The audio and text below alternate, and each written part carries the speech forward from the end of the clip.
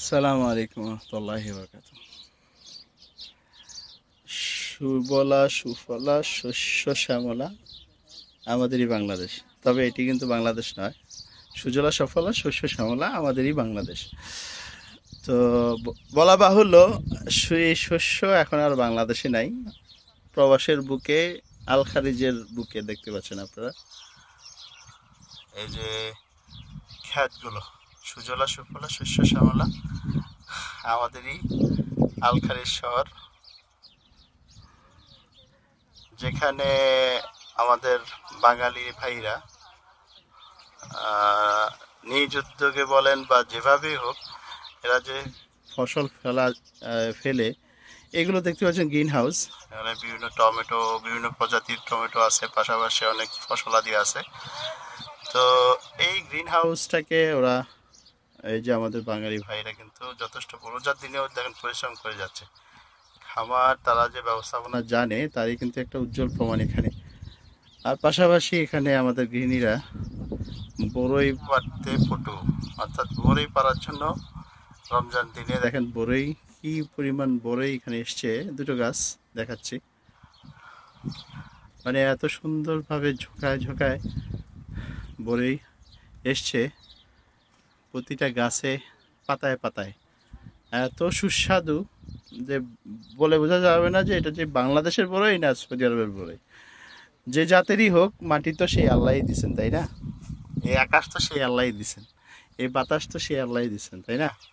তো বলা বাহুল্য, ইচ্ছা থাকলে যে উপায় হয়, সেই জায়গাটা এখানে আমাদের বাঙালি ভাইরা, বাংলাদেশি ভাইরা, তন্মধ্যে আমাদের একজন জিয়া ভাই, তিনি মাশাআল্লাহ এখানে এই এলাকাতে প্রসিদ্ধ। এখানকার মুরব্বী বলা যায়।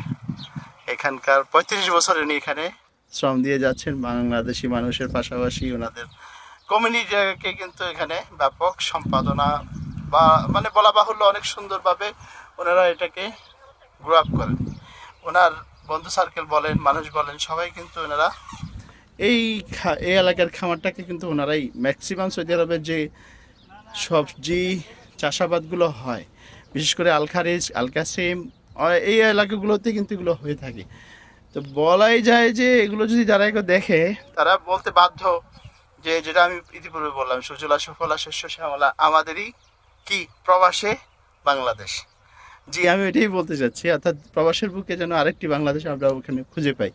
তো এটা যারা এই ক্ষেত খামারগুলো যারা করছেন, আমাদেরই বাংলাদেশি ভাইয়েরা পরিশ্রম করে মানুষের মুখে অন্ন জুটিয়ে দিচ্ছেন, আবার সেই রেমিটেন্সটা কিন্তু আবার বাংলাদেশে পাঠাচ্ছেন দেশের মানুষকে উজ্জীবিত রাখার জন্য। তো তাদের এই আত্মত্যাগটাকে সম্মান দিতে শিখুন। যারা প্রবাসীদেরকে নিয়ে হেয়পূর্ণ প্রতিপন্ন করেন তাদের দিকে ইঙ্গিত দিয়ে বলছি, আমাদের কষ্টটাকে হয়তো বা আপনারা সেই আঙ্গিকে এখনো পর্যন্ত উঠাতে পারেন না, যে আঙ্গিকে একজন শহীদকে আমরা সম্মান দিয়ে থাকি। এরা কিন্তু প্রবাসে সব কিছু এসে ছেড়ে দিয়ে নিজের জীবনকে উৎসর্গ করে দেয়, একসময় মৃত্যুশয্যা চলে যায়। তাহলে সেই মানুষগুলোকে সম্মান দিতে শিখুন, কারণ এদের কষ্টার্জিত রেমিটেন্সের কারণেই কিন্তু দেশের প্রবাহ মাত্রাটা বাড়া, বাংলাদেশের 18 কোটি মানুষ বেঁচে আছে। তো ম্যাক্সিমাম টাকাগুলো এখান থেকেই যায়, এদের হাত দিয়েই যায়।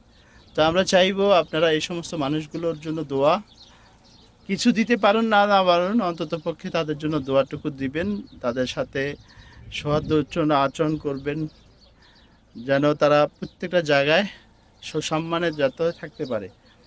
তো পরিশেষে এই রিয়াদের বুকে, আল খারিজের বুকে আপনাদেরকে ছোট্ট একটি আয়োজন দেখিয়ে বিদায় নিচ্ছি।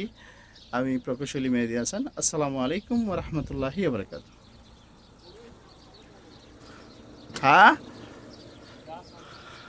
মাশাআল্লাহ মাশাআল্লাহ, এত সুন্দর করে মিষ্টি। রমজান দিনে একটা খাই দেখেন না, গুনাহ হয়, আমরা কাউরে বলবো না।